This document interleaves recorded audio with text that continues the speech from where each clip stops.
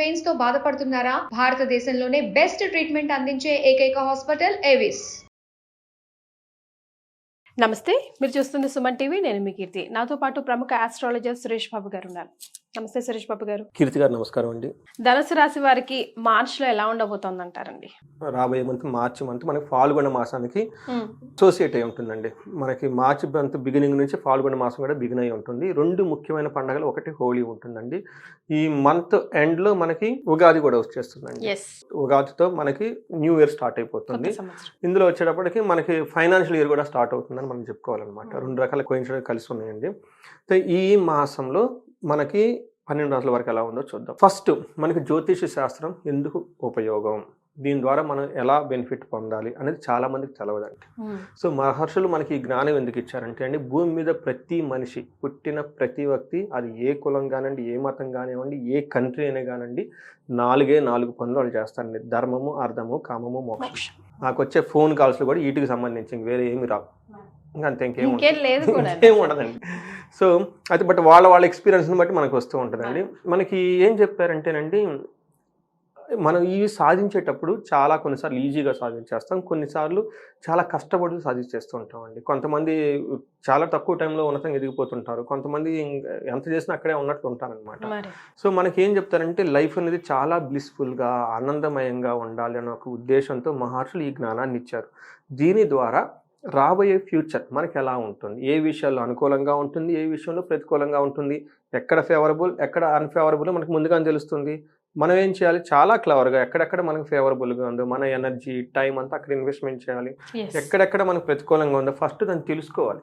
మనకి యాక్సిడెంట్లు జరిగిన, అవమానాలు ఏది జరిగినా ఈ అన్ఫేవరబుల్ కండిషన్లోనే, ఇది ఇక్కడ మనకు అన్ఫేవరబుల్గా ఉంది కాబట్టి ఆ విషయం జాగ్రత్తగా వదిలేయాలి. లేదు చెయ్యాలి అనుకుంటే కొంచెం ప్రికాషన్ తీసుకొని చేయాలండి. అలా ఈ శాస్త్రం మనకి యూజ్ అవుతుంది. ఇండికేషన్, ఒక దిక్సూచి. అందుకని జ్యోతి అంటే చీకట్లో డార్క్గా ఉంటుంది తర్వాత, కాబట్టి ఒక లైట్ మనకు పడితే ఒక కాంతి వస్తుందండి. సో అందుకని మన జ్యోతిష శాస్త్రం మన మహర్షులు ఇచ్చారు. ఇది మనకి ఒక గొప్ప సైన్స్ అనమాట. సైన్స్ బియాండ్ సైన్స్ అని నేను అంటూ ఉంటాను అనమాట. ఈ సైన్స్ ప్రకారం మనకి ఈ జ్యోతిష శాస్త్రం ప్రకారం, అందులో వేదిక జ్యోతిషం నేను చదివేది వేదిక ఆస్ట్రాలజీ ప్రకారం. సో ధనుసు రాశి కనుక చూసుకుంటే ఇందులో ముందు ఫస్ట్ నక్షత్రాలు చూద్దాం. మూల 1, 2, 3, 4 పాదాలు, పూర్వాషాఢ 1, 2, 3, 4 పాదాలు, ఉత్తరాషాఢ ఫస్ట్ పాదం. ఇదంతా మనకి ధనుసు రాశిలో ఉంటారు. పేరు బలం కనుక మనం చూసుకుంటే వీళ్ళకి యో, ఏ, బా, బి, భూ, దా, భా, దా, బే ఈ అక్షరాలు మోరార్లెస్ ఇదే సౌండ్తో ఉన్న అక్షరాలంతా మనకి ధనుసు రాశి కింద వస్తారండి. మన గ్రహ స్థితిని కనుక చూసుకుంటే వీళ్ళకి సూర్యుడి యొక్క సంచారం మీన రాశిలో మార్చి 14 నుంచి ఉందండి. అదే రాశిలో ఆల్రెడీ అక్కడ రాహు ఉన్నారు, బుధు, శుక్రుడు కూడా అక్కడే ఉన్నారండి. ఈ యొక్క అన్ని గ్రహాల యొక్క స్థితితో పాటు కుజుడు వీళ్ళకి మిథున రాశిలో కూడాను ఉన్నారండి. మిథున రాశిలో ఉన్నారు. ఈ యొక్క గ్రహ స్థితిని కనుక చూసుకుంటే వీళ్ళకి ఎక్కువ గ్రహాలు 4వ ఇంట్లో ఉన్నాయండి, 4th హౌస్లో ఎక్కువ ఉన్నాయి. వీటి ప్రకారం చూసుకుంటే సూర్యుడు మారక ముందు వీళ్ళకి లక్ష్మి అని చెప్తారు. సూర్యుడు మారిన తర్వాత మానహాని, శోకం, ధన ప్రాప్తి, సుఖ సుహృతాభివృద్ధి అని చెప్తారు. ఎవరి సూక్ష్మంగా బ్రీఫ్గా ఈ చిన్న సాంస్క్రిట్ ముక్కలో మన మహర్షులు చెప్పేశారు. ఎలా ఉంటుందంటే వీళ్ళకి ఫస్ట్ 15 days ఏ పని చేసినా బాగా సక్సెస్ వస్తుంది. తర్వాత మార్చి 14 తర్వాత వీళ్ళకి కొన్నిసార్లు కొన్ని సందర్భాల్లో అవమానాలు చేయాలి అని చూసే వాళ్ళు ఉంటారు, కానీ వీళ్ళు చాకచక్యంగా తప్పించుకుని వెళ్ళిపోతారు, వాటికి గురి కారు. తర్వాత వీళ్ళకి ధన ప్రాప్తి వచ్చే అవకాశం ఎక్కువగా ఉంటుందండి. అంతేకాకుండా ఫ్రెండ్స్ తోటి వాళ్ళ సహకారంతో చాలా వృద్ధి సాధిస్తారు. సో ఇది సమ్మర్ ఈ మంత్ అంటే ఎలా ఉండబోతుంది అనేది. మనం డీటెయిల్డ్ కనుక చూసుకుంటే సూర్యుడు 4వ ఇంట్లో ఉండి 10th దృష్టిని చూడటం వల్ల సూర్యుడు మిక్స్డ్ రిజల్ట్ని ఇస్తున్నారని చెప్పాలి. ఒక రకంగా మంచి రిజల్ట్ ఇస్తారు. సూర్యుడు తను చేయాల్సిన కొంచెం ఇబ్బందుల నుంచి వీళ్ళు తప్పించుకుంటారు, వాళ్ళకి విపరీత వేద ఉండటం వల్ల. యాక్చువల్గా మనకి ధనుసు రాశి వాళ్ళకి చాలా ఎస్కేప్, వాళ్ళకి రాబోయే చాలా అన్ఫేవరబుల్ కండిషన్స్ తప్పించుకొని ముందుకెళ్ళిపోతారండి. వాళ్ళకి ఎక్కువ వాటి బారిన పడరు. ఈ మంత్ వాళ్ళకున్న విశిష్టతమైన ఈ మాఘ మాసం, మనకి ఫాల్గుణ మాసంలో ఉన్న విశిష్టత అది. మార్చి మంత్లో వీళ్ళకి చాలా విషయాలు నెగిటివ్గా జరగాలి, కానీ గ్రహస్థితి అనుకూలంగా మారటం వల్ల చాలా వాటిని తప్పించుకొని ముందుకు వెళ్ళిపోతారు. వీళ్ళకి ఫస్ట్ ప్రొఫెషన్ రిలేటెడ్ మ్యాటర్స్లో ప్రమోషన్స్ వచ్చే అవకాశం చాలా ఎక్కువగా ఉంది. ధనుసు రాశి వాళ్ళకి అంత ఎక్కువగా లేదు, నాకు తెలిసిన ఎక్కువ ఫోన్ కాల్స్ నాకు ఉన్న వీటిల్లో లాస్ట్ 2-3 months నుంచి కొంచెం ఇబ్బంది పడుతూ ఉన్నారనమాట. అయితే ఈ మంత్లో వీళ్ళకి చాలా ప్రమోషన్స్ వచ్చే అవకాశం ఎక్కువగా ఉంటుంది. వాళ్ళు అప్పటిదాకా ఏదైనా కనుక సాధించాలి అని అనుకుంటే వాళ్ళకున్న డ్రీమ్స్ అవన్నీ రియలైజ్ అయిపోయి చక్కగా సాధించేస్తారు. తర్వాత వీళ్ళకి కొన్ని విషయాల్లో కొంచెం జాగ్రత్తగా ఉండాలి. ప్రయాణాల్లో చికాకులు వచ్చే అవకాశం ఎక్కువగా ఉంటుంది. జనరల్‌గా ఏమిటంటే సౌఖ్యహాని అభోజనం అని చెప్తారనమాట. గృహ ఛిద్రం అంతఃక్లేశః ప్రయాణ విఘ్నేషు మాప్నోతి. జనరల్‌గా దూర ప్రయాణాలు చేసేటప్పుడు 1, 2 సార్లు చెక్ లిస్ట్ ఉన్నాయా లేవా? అక్కడ వాళ్ళకి మనం ఏ పర్పస్ మీద వెళ్తున్నామో వాళ్ళు కరెక్ట్‌గా ఉన్నారా లేదా? వాళ్ళు మనకి సుముఖంగా హెల్ప్ చేయడానికి ఉన్నారా లేదని 1, 2 సార్లు వెరిఫై చేసుకొని ట్రావెల్ చేయడం చాలా మంచిది. టయానికి భోజనం చేయాలి. తర్వాత ఇంటి విషయంలో కొంచెం కేర్‌ఫుల్‌గా ఉండాలి. వీళ్ళ మైండ్ ఈ మంత్‌లో ఎలా ఉంటుందంటే ఇంటి విషయాల్లో కొంచెం గ్రాంటెడ్‌గా తీసుకొని నెగ్లెక్ట్ చేసి ప్రొఫెషనల్ మ్యాటర్స్‌లో ఎక్కువ ఇన్వాల్వ్ అయ్యే అవకాశం ఎక్కువగా ఉంది. ఓకే. సో, ఇంటికి సంబంధించిన విషయాల్లో కూడా 1, 2 సార్లు మీకు తెలుసు మీరు బిజీ అవుతున్నారు ప్రొఫెషన్‌లో. ముందుగానే ఏమైనా వాళ్ళ ఇంటికి కావాల్సిన విషయాలు వాటందరికీ చెప్పుకొని 1, 2 సార్లు ప్లాన్డ్‌గా వెళ్తే ముందుగానే చాలా ప్లాన్ చేస్తే బావుంటుంది. అంటే అంత పెద్ద ఇబ్బంది పెట్టేది ఏదీ లేదండి వీళ్ళకి ఈ మంత్‌లో. ఒక రకంగా ధనుసు రాశి వాళ్ళకి ఒక నార్మల్‌గా ఉండేది అని చెప్పుకోవాలి. ఓకే. కుజుడు వీళ్ళకి కూడాను మిక్స్డ్ రిజల్ట్ మళ్ళా. వీళ్ళకి ప్రొఫెషనల్ మ్యాటర్స్‌లో చాలా బాగుంటుంది. అయితే వీళ్ళకి ఇంట్లో ధనం కోల్పోయే అవకాశం ఎక్కువగా ఉంది. దొంగలు దోచుకునే అవకాశం ఎక్కువగా ఉంది. అందుకని ఏ విషయాలు పడితే ఆ విషయాలు కాస్ట్‌లీ ఐటెమ్స్, జ్యువెలరీ కానివ్వండి, తర్వాత డబ్బు విషయంలో చాలా జాగ్రత్తగా పెట్టుకోవాలి. ఓకే. ఎప్పట్లో పెట్టినట్టు ఫ్రిడ్జ్‌ల మీద అలా పెట్టేసి వెళ్ళిపోకుండా ఈసారి కొంచెం జాగ్రత్తగా లాకర్‌లో వాటిలో పెట్టుకొని సేఫ్ గార్డ్ చేసుకోవడం చాలా ఇంపార్టెంట్. ఫైనాన్స్ విషయంలో దొంగలు దోచుకునే అవకాశం, సంపదలు తీసుకుపోయే అవకాశం ఎక్కువగా ఉంది. ఓకే. ప్రొఫెషనల్ మ్యాటర్ చాలా బావుంటుంది. అయితే కొన్ని సార్లు వాళ్ళకి ఇరిటేషన్ తెప్పించే మాటలు వినే అవకాశం ఎక్కువగా ఉంటుంది. తర్వాత అతిగా కోపం పడే అవకాశం కూడా ఎక్కువగా ఉంటుంది కాబట్టి ఫుడ్ విషయంలో నెగ్లిజెన్స్ చేసే అవకాశం ఎక్కువగా ఉంది. అందుకని ఫుడ్ టయానికి తీసుకుంటా చాలా చక్కగా ప్లానెడ్‌గా ఉండాలి. ఒక విషయంగా కుజుడు వీళ్ళకి అంత అనుకూలంగా లేరు.